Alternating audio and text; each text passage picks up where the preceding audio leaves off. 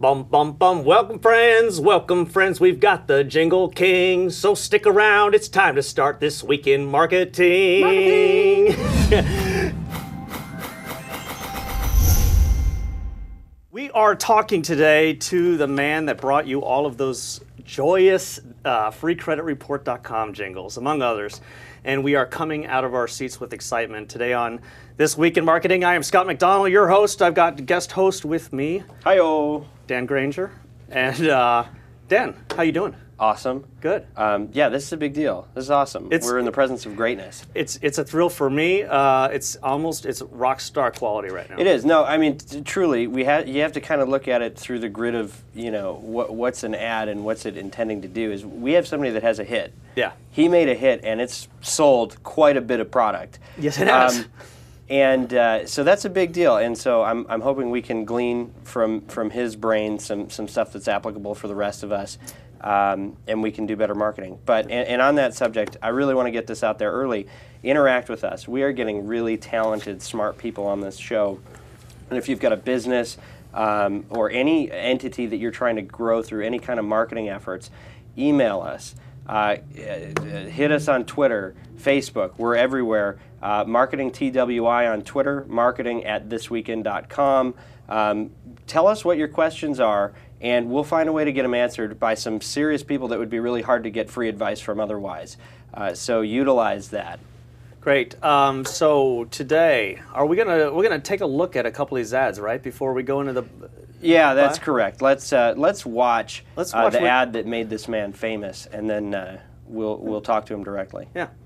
They say a man should always dress for the job he wants. So why am I dressed up like a pirate in this restaurant?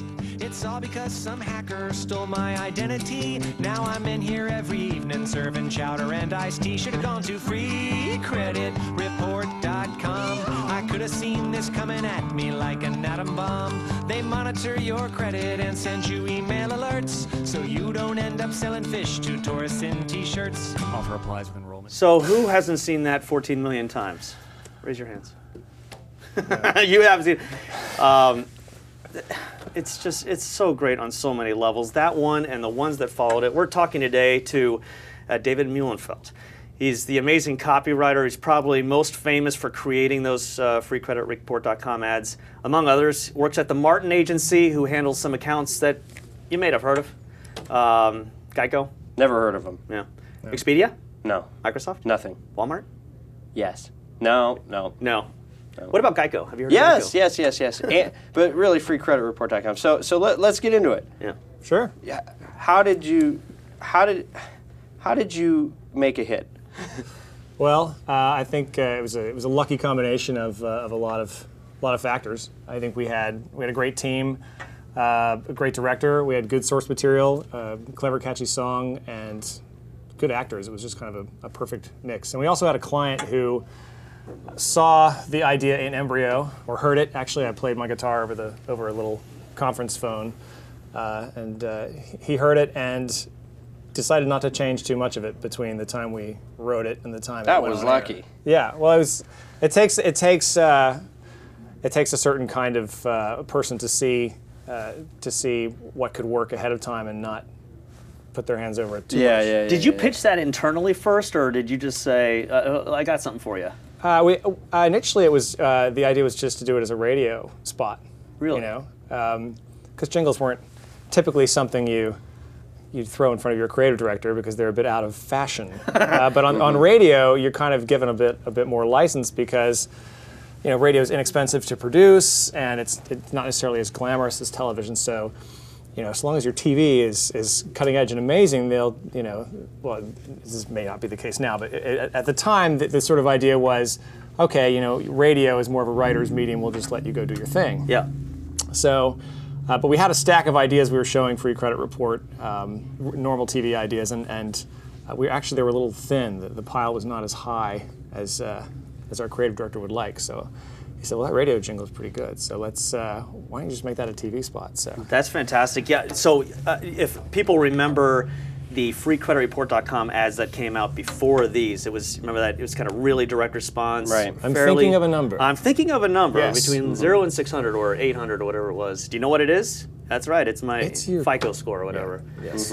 And that must have actually performed, right, from a sales ad, because I think they ran that for 3 years. Yeah, or the more. thing And was, sure it wasn't a bad ad, but Yeah. then you came in and blew it to pieces. Right. So at what point did you know that you had a successful ad for the client? Well, it was funny when we finished filming the first 3, because we had one on the table, which was the Dream Girl song. I married my dream girl when he's in his basement. Love that song. And every day. it was kind of snarky and funny, and the client said, love it, write more, let's do them. So I wrote a few more. We chose 3, we shot them, we edited them, we looked at them, and we thought, this could be kind of great. I don't know. Like, we didn't really know, because they were a little weird and quirky, and we thought, well, they're kind of, particularly the pirate one, it's pretty flat. They're just kind of sitting there singing. Yeah. But it was just stupid enough to work. And then they started running them, and it was really, when you looked on YouTube, and you started to see all these parodies of them, and people, the view was, back then, to get over 100,000 views in a few weeks was a big deal, pre-Old Spice. So, we'd start to see hundreds of these parody videos, and, people filming their kids doing it and all this stuff, and it started, that's when you started to think, wait a minute, this is something. And what did the detractors say? I mean, there's a lot of people that just loved it right out of the gate. I was one of them. There were a few people who thought the band was obnoxious, particularly the Dream Girl spot where he's complaining about his wife's bad credit. It usually doesn't work that way, does it? No, but the idea wasn't that this guy with his guitar is our hero and we're supposed to admire him. So you don't hate women? Yeah, I know. Personally, no. I don't hate women at all. Let's clarify that. Bad credit, good credit. You don't hate drummers in bathrooms either. No, I'm not a hater. No. All right. You not a hater. can tell that in an instant. And so your background was not as a jingle writer, as I understand it. I mean, did you have any training for this? Was there anything that... Jingle training. Did you do a thesis on what makes an ad wildly successful, or was it just... No, Is jingle a I did bad my word, by the thesis on way? Tom Wolfe, and it was dull. Did you? Yeah. Is jingle a bad word in your world? It was when the free credit report stuff came out. Yeah. So we were trying to think of alternate words like a jangle, or an ad song. Ad songs is kind of what I like now. But I may just re-up on jingle. I think after this show, there's going to be a resurgence of the jingle. Why? Because, well, we can get more into this later, but jingles are fascinating to me because, if you look at the history of the jingle, it started, there's some dispute if it was the 20s or the 30s, but it was Wheaties that they were about it was really to... Shakespearean time, wasn't it? Correct. They were going to discard the brand. They were going to dump Wheaties. And they did a test with a Have You Tried Wheaties jingle on the radio in Minneapolis. And I believe the numbers were something like they sold 30,000 cases in the Twin Cities out of 58,000 nationwide. And they looked and said that was the jingle. And at that time, wow. it catapulted them to where they've been since. But then the world found out about jingles.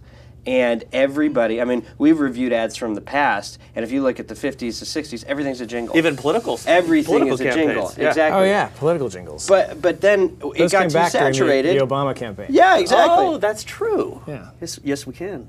Right? Is that what you mean? How does that one go? There were a lot of Obama Yes, we can. songs. Yes, we I don't necessarily remember them. But Yeah. Okay. And then Well- and then Hillary came out with one. But perhaps. But the No, point it was the point true. is this: just they went away because they got too saturated. They've been away. Is that the They've case? been- yeah. It felt like what? Early 70s? I mean, you still saw jingles. Everyone. Well, I grew up with jingles, and so Yeah. I think there were a lot of good jingles, effective jingles through the 80s, but then they started to go out of fashion. Yeah. And now, this was a big moment, I think, in advertising history because somebody said, hey, we can sell product again with this. This is viable again. You've seen some companies utilizing it. We're going to watch some of those ads when we do Does It Sell? But it's still completely underutilized. Yeah.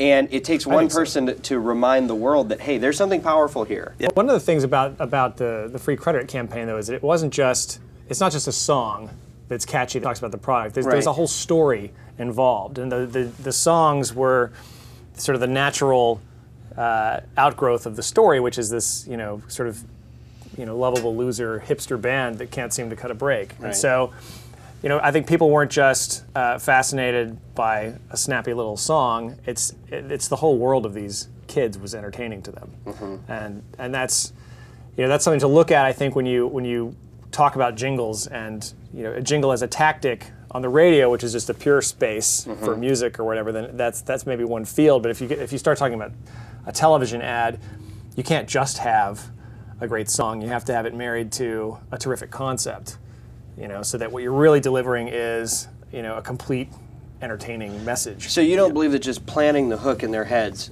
so that they're thinking of it at the time of purchase, you don't believe that's enough? I think that could be effective. I don't know if it's going to necessarily lead to the best kind of work. Because you don't just want people to be to have something in their head they can't get out. You want people to love your brand and to want to see the next ad and to have really good feelings about a company or a product. Here's the thing that's fascinating to me. Like my rudimentary reading about the brain and psychology shows that the way to the purchase, people like to believe that they're rational purchasers, right? They're not really. No. It's not the brain that's telling you what to buy, it's the heart. And one of the ways, like scientifically proven, way into the heart, which is really a part of the brain, let's call it Broca's region, because that's what it's called. Wow. One of the ways into the heart is through music. Music changes that. It's like this is some Roy Williams stuff. I know we're going to get This real is the Wizard of Ads that's being it's like MASH. MASH, this beautiful song, everybody loves it. Yeah. They're singing "Suicide is Painless," right? Yes. So I always started that show completely depressed as like an 8-year-old. Right. so did I. I watched that from I a hate the show. roof. It's so depressing. Yeah, it was sad. Yeah. Glad you didn't jump. I didn't jump. No, but does that resonate with you? Like, I think if we can touch this, then absolutely. Yeah. And I mean, there are ways to do that. Music is a great way to connect with people. And I think even when the jingle was out of fashion, or when ad songs weren't really happening, licensed music was and still is an important tactic that people use to elicit an emotional response immediately without beyond logic or something. I mean, if there's a spot that comes out and it's got a slamming track to it, and you get all excited and you think this is fun, then you're already predisposed. It elicits a response. Whether that makes any sense once the message comes in, or whether it all falls apart, that's where things get squirrely. Well, something on this program that we want to do is make sure that we're giving information that's also applicable for small and mid-sized businesses.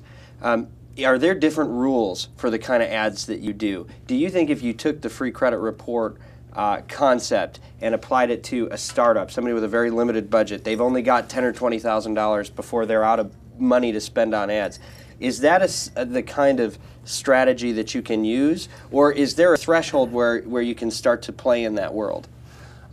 I think actually, particularly in radio, a jingle is a very useful way to get into stuff, to sell your product without necessarily spending a lot of money. Because if you can chance upon a charming song that will talk about your product, it's not an enormous expense to create it. So it could be a good tactic, I think.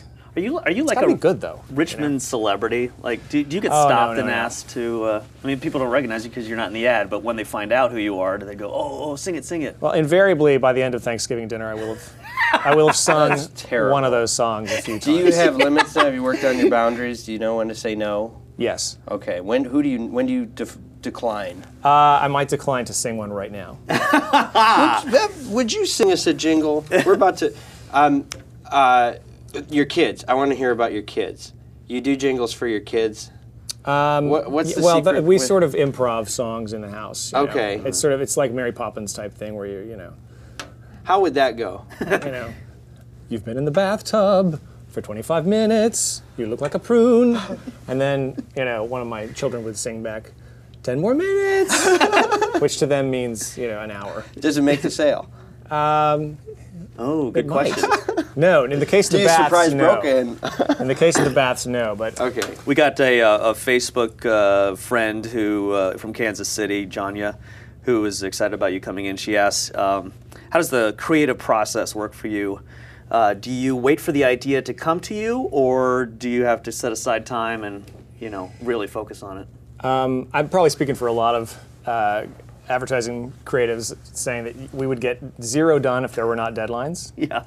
Because often it's I work very well with deadlines. I need to know something's due in order to sit down and just focus and do it. But once you get a brief for something, if you know you have to do something, you immediately start thinking about it, whether you're at your desk or not. And So it you kind guys of really do works work. in the back of the brain. Because I'm from the media side of ad agencies, and our suspicion was that you played ping pong. That smoked a lot. was the .com era. That was a fairly accurate Now you have to work. representation. Yeah, when So that's changed. when you were burning through venture capital money, you could do that. But when you actually have Did that to happen? create results for your clients, Right. not at my agency.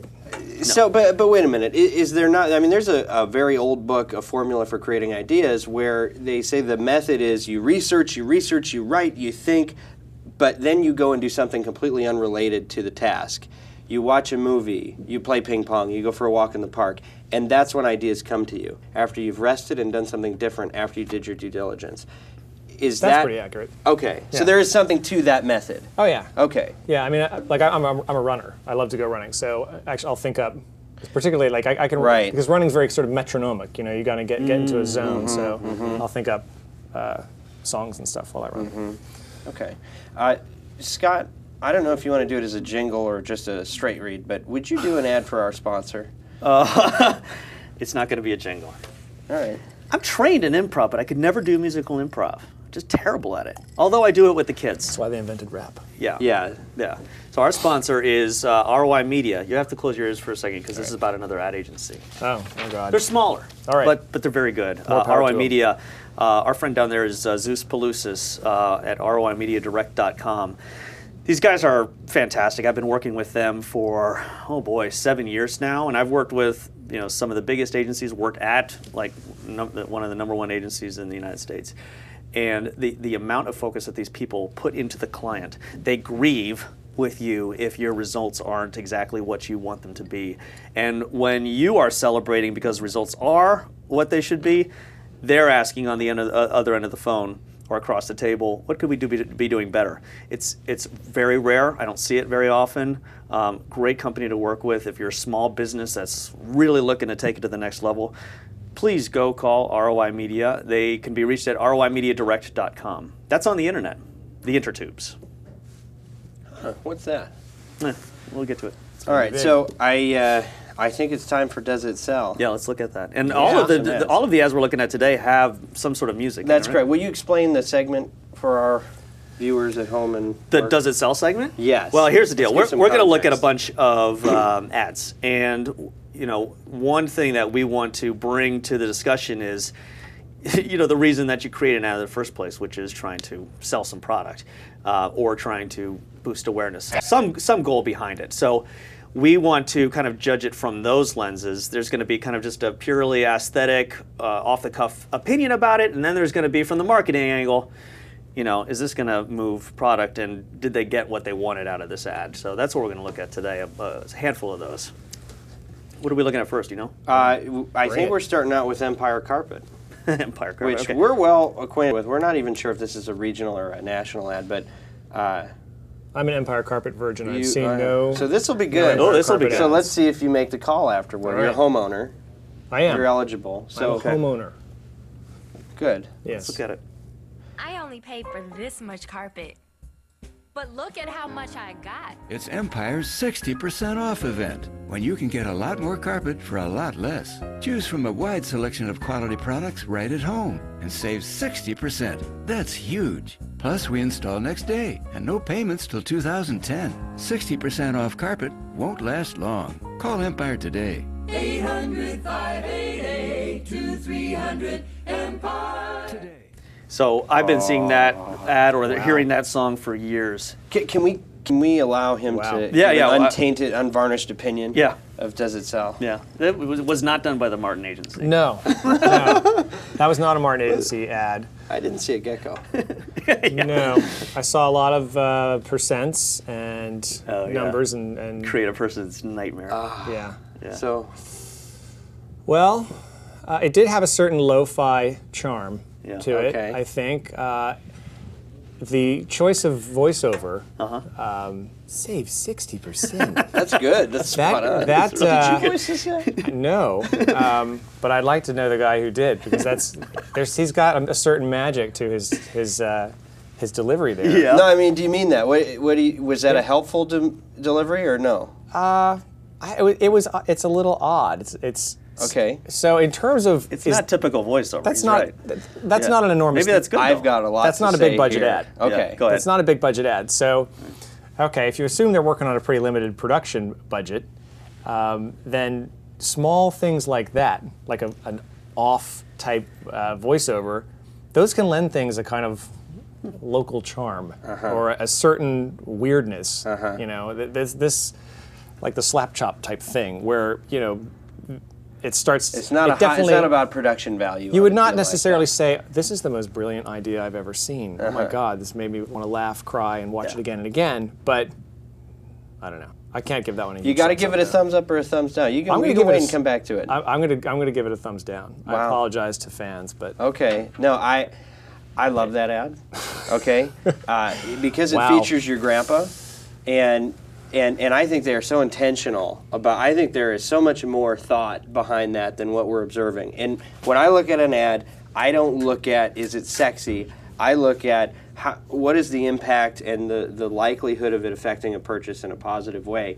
And when I see that, when you think of a contractor, okay, somebody coming into your house and selling you something to put on your floor, you don't think of somebody that's paternal. You don't think of somebody that's clearly older. He's not only is he distinct, so he cuts through. are you talking about their little animated dude? at the Yeah, end? but he's an old guy. He's an old guy, right? It's the same guy narrating the ad. It's not your typical contractor. Is it? This guy is not Oh, I going to didn't know steal that. from you while you're in the bathroom. Are you This sure? guy is going to undercharge you, and he's already giving you. I mean, you paid for 60%, but look at what you got. These guys are going to take care of you. They're not going to arm twist you. They're just going to be nice. They're harmless. They're friendly. The messaging was clear. It's not going to win any awards from any creative agencies with lines like, Oh, that reminds "That's me. huge." We should have the Dan and Scott Awards. We should do that. We should honestly. do that. Yeah. The day that does it sell, we'll do it at the end of the year. Yeah. Uh, Are you done with this ad? Because I've got some things to say. yes, you it got sells. you got a strong like for that ad. Yeah. I think it's a fail. I hate the ad, but I think it does sell. Okay. It gets the value proposition out. For people in the market for carpet. Yeah, sure.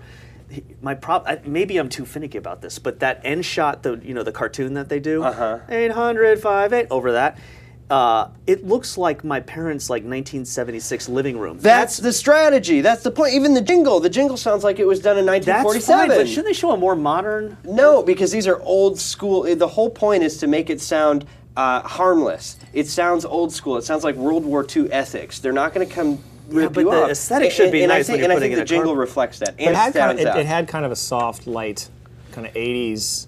It does. I think you Well, guys I agree think with it's from me. the I think you guys 80s. agree with Going me. on. I think you all agree I do think it sells. sells, but I don't like the ad. Okay, all right, fair enough. All right, I think we can move to the next one. State Farm. It's harsh. State Oh, Farm. you can't criticize State Farm.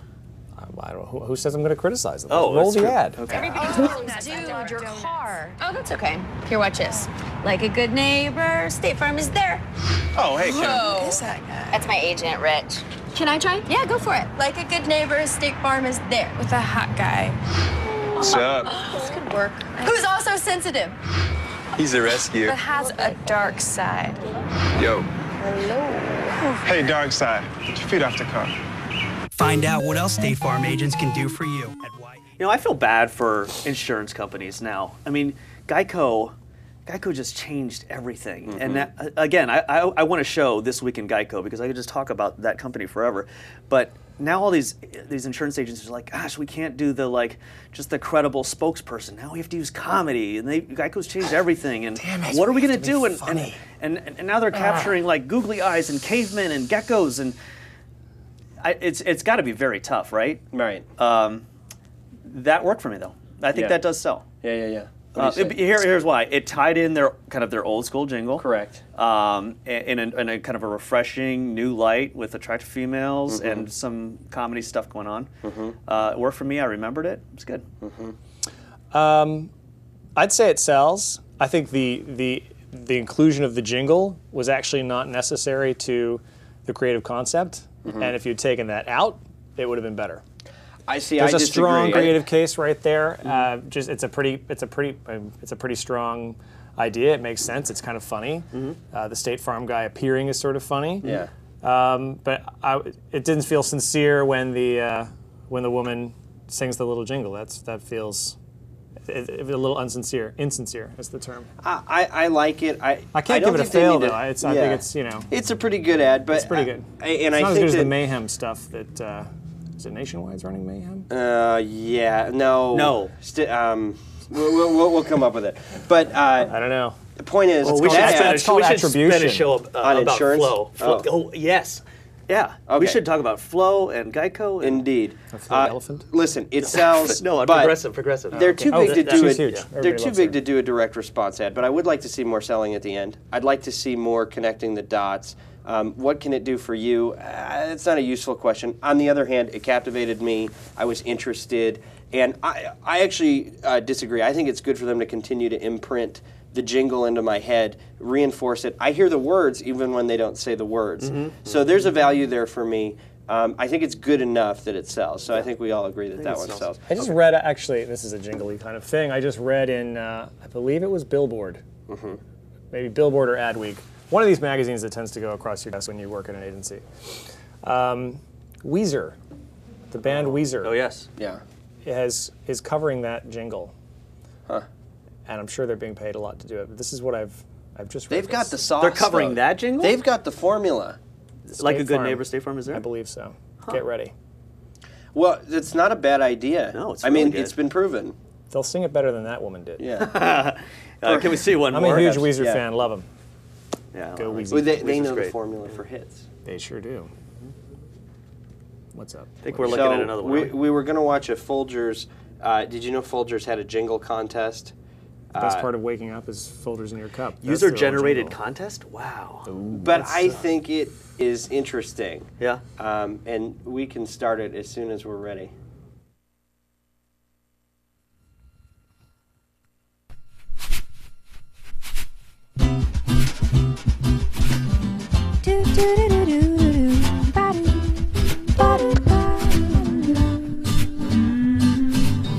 Each morning I wake up, put on them broken bottom shoes.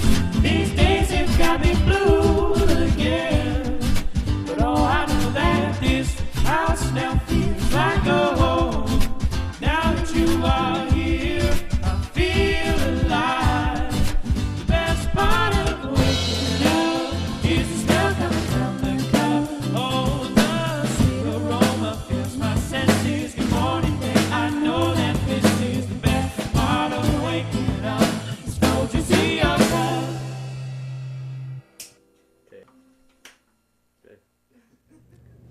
Does that work for you? Yeah, it does. It does? Yeah, no, You're very generous. Yeah, you really I've are. been generous. You're, I'm you're usually a the sucker hater for music. I'm usually a hater, and this is the thing about jingles. Like I'm having it's a revelation for me. I don't use jingles in advertising, and I think maybe I should because I'm not critical of these ads. In the same maybe way. that's the point. Yeah, it circumvents the critical thoughts. You go past the. This is the point This about is the music. point, yeah. You circumvent the left brain and you go for the right brain. They didn't tell me where they're right into the right That's They the didn't say to strategy, pick though. up at You know, Yeah. you may not in fact circumvent the brain entirely if your song is not. Here's my Folgers jingle. Ready? Yeah. It's not half bad, and we're cheaper than Starbucks. That's my whole thing. That's true. That's something. Again, lo-fi greatness right there. Like a little drum machine. You're there. I like it. I mean, they've had a successful jingle for a long time. They found a way to reinvent it. Yeah. And it was listenable. It was watchable, And so I say, yeah, it's coffee, and they're reinforcing that it's good. I'm in. I'll buy it. I'm going to give it a no. I Okay. think it's the wrong route for Folgers. I think they're one of these Folgers is the sort of brand that they're a classic, iconic American brand that has just kind of gotten a bit, they're not top of mind necessarily. They've become sort of a grocery store brand. They're not really. And you don't think this brings that back? Not really. I was seeing this group of kids play a song necessarily, but it felt like a kind of, a typical slab of let's do user-generated content type stuff. And I mean, there's not an agency out there that hasn't been guilty of wanting to bring the public in, Right. let them do our advertising, and it's not as fresh an idea as it was a year ago. It's so 2009. It's just, I mean, you have to at some point you've got to go for. If you want to make a difference, you have to go with real quality. And it's a brand that could actually afford quality. Yeah, I liked what Doritos did with their user generated content. The Super Bowl stuff. Yeah, that's a much better way to do it. After that, like, all right, they won. Like, let's go do something else. So does it sell? It didn't sell for me. I can believe that won the viral video contest. Sure. It's a group of kids sitting around, fairly catchy song, a song that we kind of all know. I don't think it sells though. I don't think it sells. That's an ad you need to see once, and then you're forgetting about it, and you don't need to see that ever again. Okay. Yeah. Well, I'm gonna go get some Folgers. So on that. Wow. Note, it's working on you. Work for you. Yeah, it's working. I'm feeling like a latte. At boom. Bam. This has been really good. Yeah. You want to don't mean to come off as rough here, but we like having you here. Okay. Yeah, it's fun. Tell us when you're out Maybe here. every once in a while you could another co-host one a of these. show if we interview jingle people. Jingle people. We'll Skype you in right here. It sounds like people who live in Las Vegas. Thank you for doing this. She went off to live with those jingle people. It's not unusual. All right, so what do we do? Oh, we have to tell people where to follow us. Next week is going to be, and next week I think we're doing the Super Bowl show. That's right, it's the Super Bowl show. Aren't you sad you weren't here for that? So we're going to be looking at some ads that came out in the past and that were released to the public, right? Yeah, we'll get some previews. Yeah, some previews, right? So we'll do that. The guest is a surprise. Ooh. But people need to send us some questions. Is it Brett Favre? I'm not telling you. No. I want you to email us at marketing@thisweekend.com. Yes, and twit us up. You're so bad. Get us all blown up on Twitter. Marketing TWI. Marketing TWI. And we're on Facebook as well. Facebook. And I'll give you Dan's telephone number offline. We've had a great show, Mr. Muhlenfeld. Thank you so much. Thank you. Well done. Very much. It was pleasure to be here. Very exciting to have you in studio. And what else? That's it. Thanks. Yeah, Goodbye. thanks. And we'll see you next week on This Week in Marketing.